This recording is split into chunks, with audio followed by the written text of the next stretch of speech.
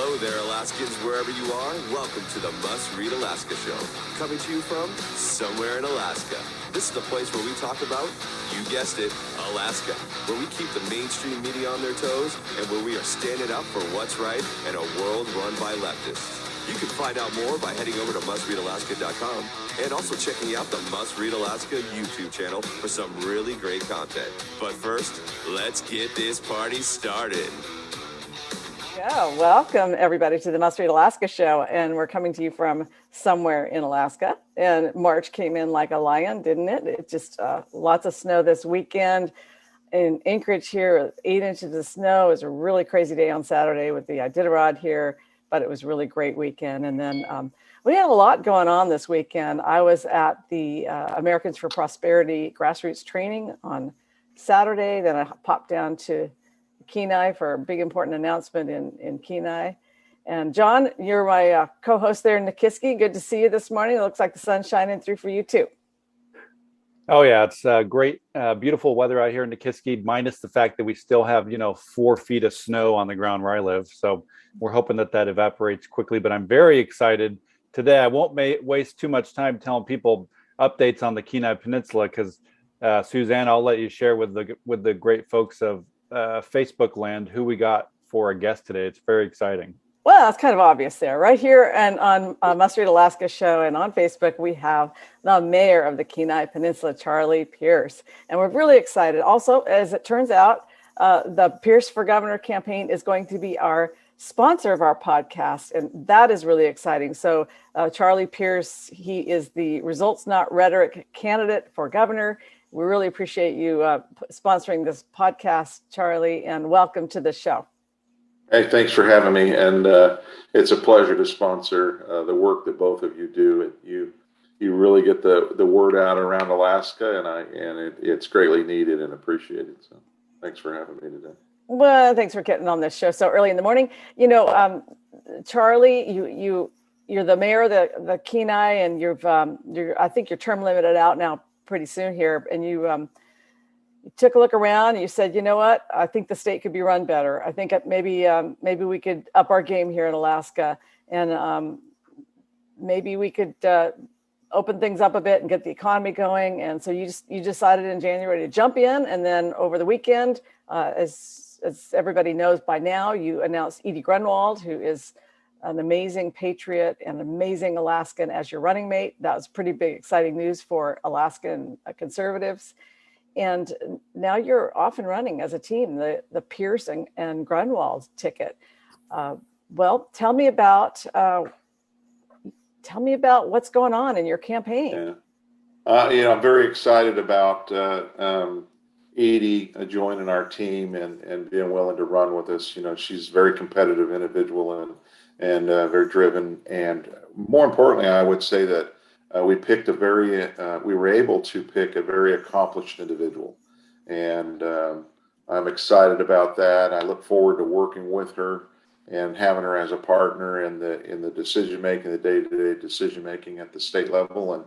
And again, it was really, the decision was driven by trying to be very sensitive to all Alaskans and what would be in the best interest of all Alaskans. And so, typically you can call on your lieutenant governor, and I've heard many a lot of hearsay out there on the street about, well, they never call you back or you never hear from them, and it's pretty quiet. But what I would like to do is maybe set a new course for this position and for this lieutenant governor responsibilities, and have this individual or that position and the responsibilities be a louder voice for the people and serve the people at a higher level. That's awesome. One of the things, Mayor Pierce, that I think people know you for over the last couple of years is your response to COVID. Around the state, when people were mandating mandates and mandating masks and telling everybody they have to get a vaccine or they can't go into the Forever 21 at the Diamond Center Mall without wearing a mask. Your stance seemed to be a little bit different. It seemed to be a little more pro individual choice, pro freedom. Talk a little bit about where you stood with those COVID mandates and why your leadership approach was different. Well, it really came down to applying a little bit of respect and a little bit of responsibility and some level of expectation of us as individuals. And I took the approach of saying, hey, we're all adults, right? We are adults. And I trusted the Alaskans for who they are. I think we're very resilient and very independent thinking people. And I think that I trusted too that our residents would do the right thing, make good decisions, make good choices, and I think they did. I think they did on the peninsula. We demonstrated, we never wrote a policy inside the borough that forced anyone to do anything. What we did is we followed CDC guidelines, those that we could get that we could trust, and we applied those, and we encouraged folks to follow those. But then more importantly, we asked people to just be responsible. If you're in a tight spot, you're in a closed, confined area, be responsible. And remember, how many times do we remind people, wash your hands, social distance, and wear the mask when you need to. We provided masks at the door of our buildings. We never had any cases, trace contacts of any cases internally in our building. And I think at one time we mentioned that, or we learned that you were safer at work than you were at other places. You can have all the rules you want at work. People are going to leave work and they're going to go out on the street and they're going to go out to the stores and they're going to continue to live life. And really, I took an approach that we're going to have to manage this thing and live with it. It's not going away, and just be responsible. As it turns out, you were right. It's not going away. We're going to have to live with it, and it is going to be serious for some people. It's going to be extremely serious. Now, I know you've came down with COVID for a while, and actually, you were telling this story on a Saturday night, and you and your wife Vonnie both got COVID, and you're kind of at home for about a 14-day period because of the overlap of your infections, and I guess that at some point she finally caved and said, it's time for you to run for governor. Tell me the story about that. Well, it was, I don't know that was truly the decision, the ultimate decision. I had made a decision long before that I was going to put my name in and try to serve the state. But, as it goes, you either retire and you do it well, or you retire and perhaps you shouldn't. And I would say that I'm probably fall in line somewhere between that. There's days where I really, really enjoy being lacking a huge schedule. And then there's days that I feel lost without one. So combination of those things. But I know that my wife is retired also. And of course, she's looking forward to that as well. So I'm sure there'll probably be some separate trips and some responsibilities that I'll be taking care of where she won't have as many responsibilities. But it's about balance, and it's about service above self for us. And for me specifically, I think that we need leadership in the state of Alaska. And I've worked with the best of the best. I've been taught by the best of the best. And I'm prepared and ready to take on the challenges of Alaska over the next 4 years. And I look forward to those challenges. I like challenge. I like it. I thrive in that type of world, that environment. You circle yourself with very professional and very capable people, and you can only expect good results. And that's been my experience as borough mayor. And when I was at NSTAR, I worked with the best of the best too. I've been blessed my entire life to be exposed to some very, very good people, and you'll learn from them, right? Well, yeah, and you do have a long career in business as well as in public service. So tell us about your career at NSTAR. I mean, you You retired a few years ago, but you had already served on the assembly at some point there, correct? I did. I was the Southern Division Operations Manager for NSTAR, and I did that for 28 years.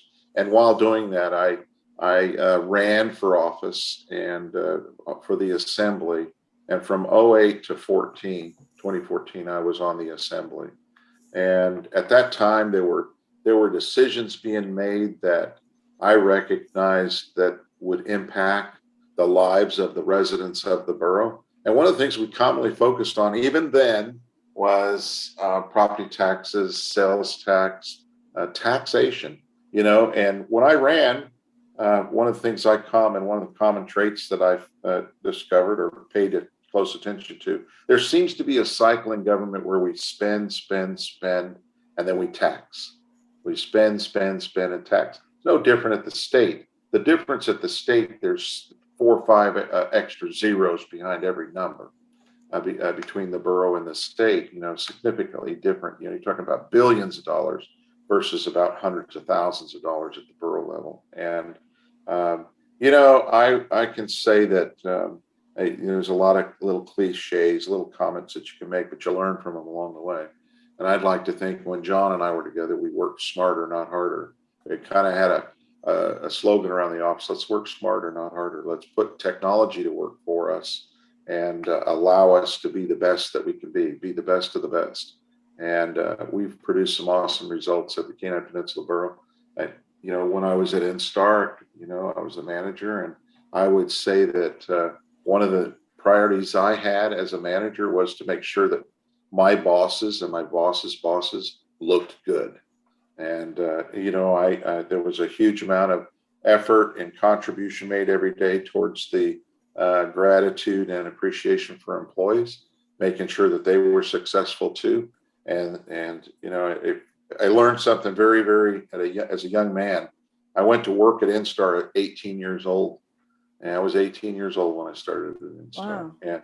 And it was a very family-oriented business. It was the president, vice presidents, the managers, the supervisors. They treated all of the employees like family. It was small. We broke bread together. We celebrated our success together. We learned from our mistakes, and we were constantly thriving to do good, be safe. Remember, we're in a natural gas industry, and that kind of stuff gets hot and burns sometimes. Yeah. And so we were constantly very aware of the standard operating procedures. I grew up in a world that was very, very structured and very driven. We were driven to work safe, be safe, always be safe, and to make money. Mm-hmm. And those were the things that we did, and we did it very well.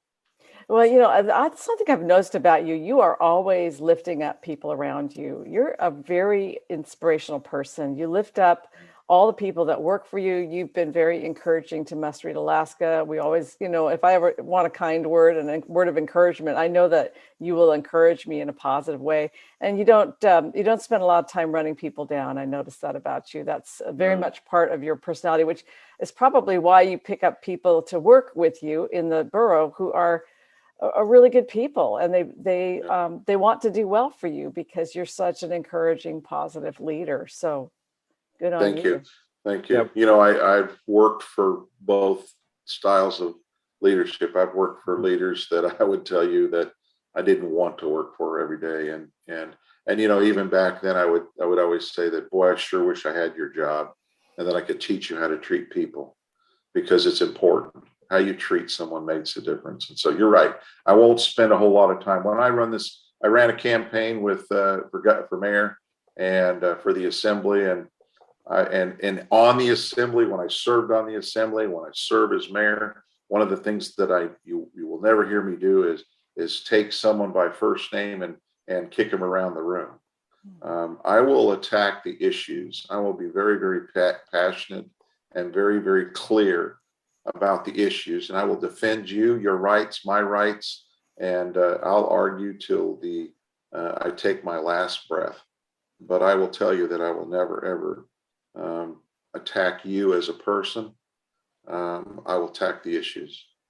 So, Mayor, one of the things I think politicians are great at, which I don't consider you a true politician. I consider you a business guy that happens to be in public service, and a friend. But one of the things that politicians do is they promise the world. And that's one of the things I think you've been very strategic in not doing. You've kind of said, look back at my work the last 6 years and take it for what it's worth. Tell me a little bit about what that looks like, because I know that, the last 5 years, people on the assembly have wanted to raise the taxes, the mill rate, your property tax, and you've been successful. Most of the time, you've been outnumbered 5-4, liberal to conservative. And so talk to me about how you've managed to be successful with not increasing the mill rate over the last 5 years when you've been outnumbered on the assembly.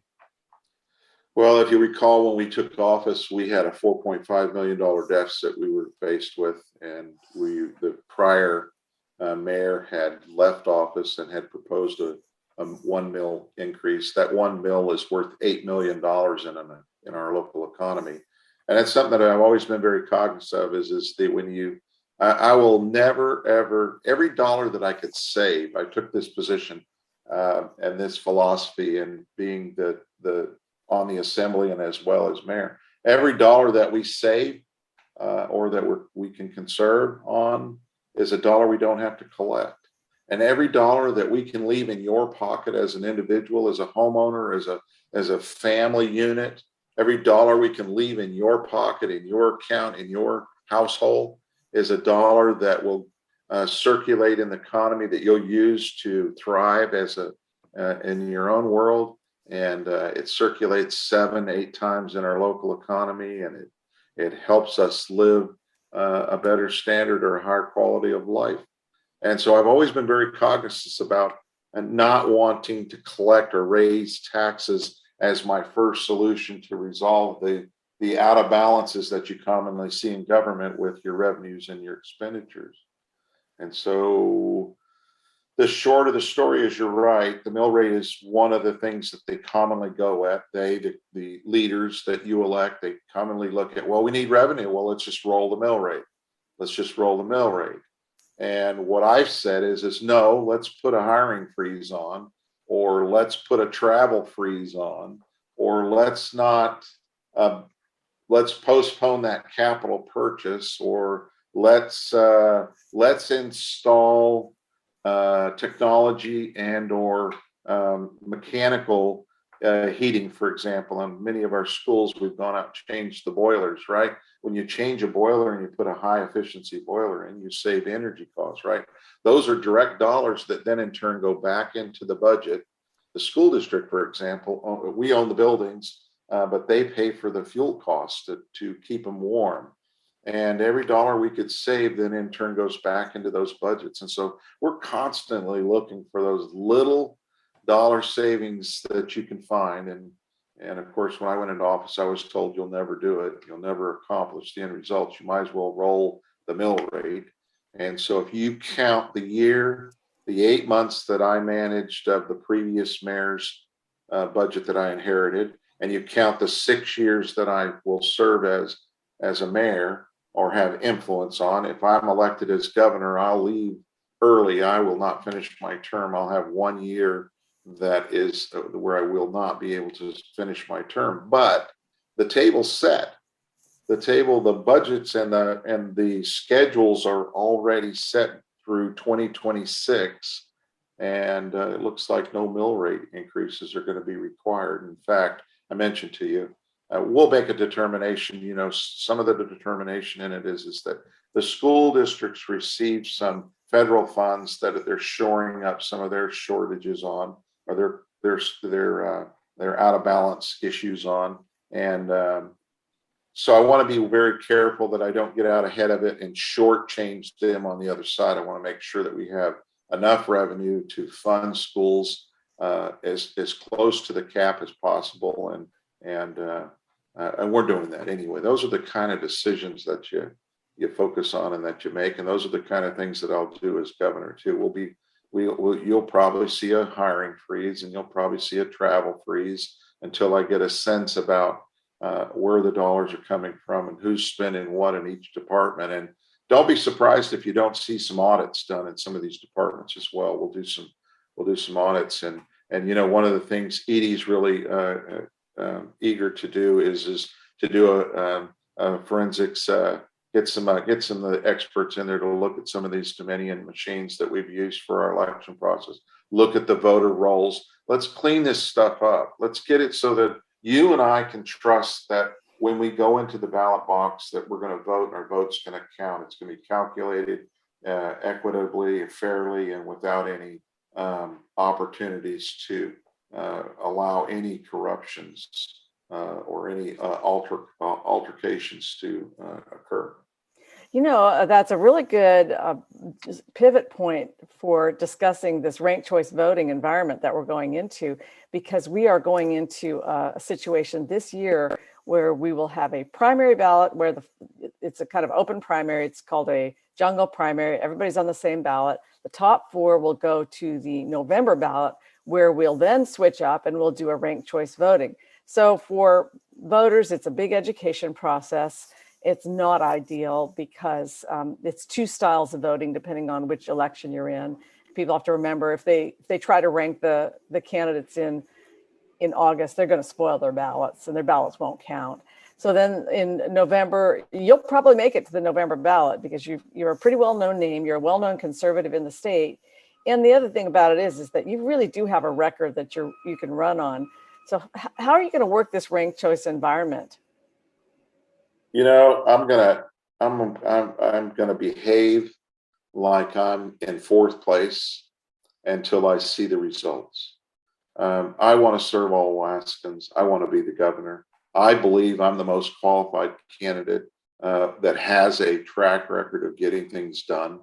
That's one of the reasons I'm in this race, is that I'm tired of waiting for leadership to show up and to actually follow through on comments made during election cycles. You're seeing it today. I've been to a number of meetings where the first one I went to this last week, and the candidates are already telling you what they need to do. And what I'm hearing is that there's let's give the university more money, let's give the school districts more money. And I'm a guy that when I first hear that certainly I agree, we've got some problems. We've got a university that 24, I've heard hearsay, 25% of the people that go there never only graduate, 25% accomplishment rate. And then when you graduate, the diploma that you get is not certifiable, not accredited. In many cases, they're not even accredited. So what it tells me is that, why would I send my children there and spend the dollars that we spend, the high dollars we spend to educate our kids, only to have them walk away with a diploma that's not certifiable? What good is it? It's not even worth the paper it's written on. And so what we need is we need these quality control measures to stand behind. Where is the urgency in this state to fix the things that we've been talking about for the last 30 years? Where's the urgency? I don't see it. I see a lot of people being very, very comfortable and having this attitude, well, government will just take care of it. Government will just pay for it. And you know what? That's what government's doing. And government's fixing to take another 25% of your PFD to pay for the bills of the state. And I asked you, as a resident of the state of Alaska, are you okay with that kind of results? It's lazy. It's lazy. And I can't help but say it. And I sit back and I would tell you that the places that I grew up and worked in, they would have fired you. Yeah, that doesn't swing in the private sector. No, it doesn't. You so asked if the you're question. A candidate, and so I sit here and I listen to these candidates. They make these promises. I won't make a promise to you as governor. Here's what I will say to you. And I did this as mayor. I never made any direct promises. What I did say is I will go in there and I will do my very best. I will go in there and produce results that we can all be satisfied and proud of.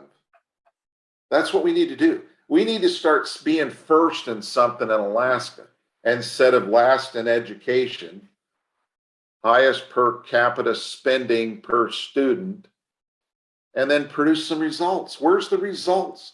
When did we start accepting close enough? When did close enough become the standard for us as people? And we're waiting for capital investment in our state. We're looking for economic development in our state. I was told by our governor that Alaskans have yet to see the best days of Alaska. Breaks my heart. It breaks my heart to hear comments made like that and then no follow through on it. Where's the results? Where's your results? You know, we got a candidate, and I couldn't help myself but to ask the question this last week, and I was with a group of people. One of the candidates said, yeah, I was in the legislature for 19 years. And I couldn't help myself but to ask the question, did you ever get anything done? Alaska, we're rich in natural resources. We've got some of the smartest and talented, greatest, hardest working people that you'd ever meet. And yet we're last in so many things. We can't even attract seniors to live here and retire here anymore. We're last on that list too. When will we need a leader that can wake up and put a little bit of fire in this state, create a little bit of excitement. I love what I do. I love saying what I need to say. And if it bothers you and it motivates you to get off your couch and actually go out and do something tomorrow, then I've done my job. And being in this race as governor, if I make the other candidates work a little bit harder to demonstrate some results, then I've accomplished what I set out to do in running in this race. Alaska deserves better, and we can do better. And I'm going to be your governor. I'm going to work hard every day to be your governor. And when I am your governor, I'm going to produce some results. I love it. You know, one of the things, Charlie, that I can say that I've seen from you firsthand is that oftentimes politicians blame everything on two things: people or money.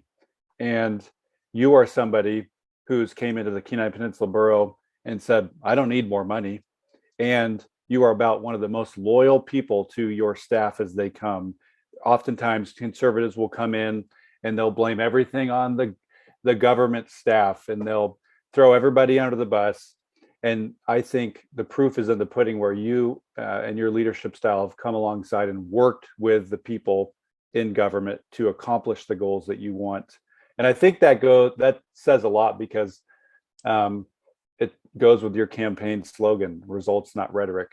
You're less concerned of what letters behind somebody's name, more concerned about getting the job done.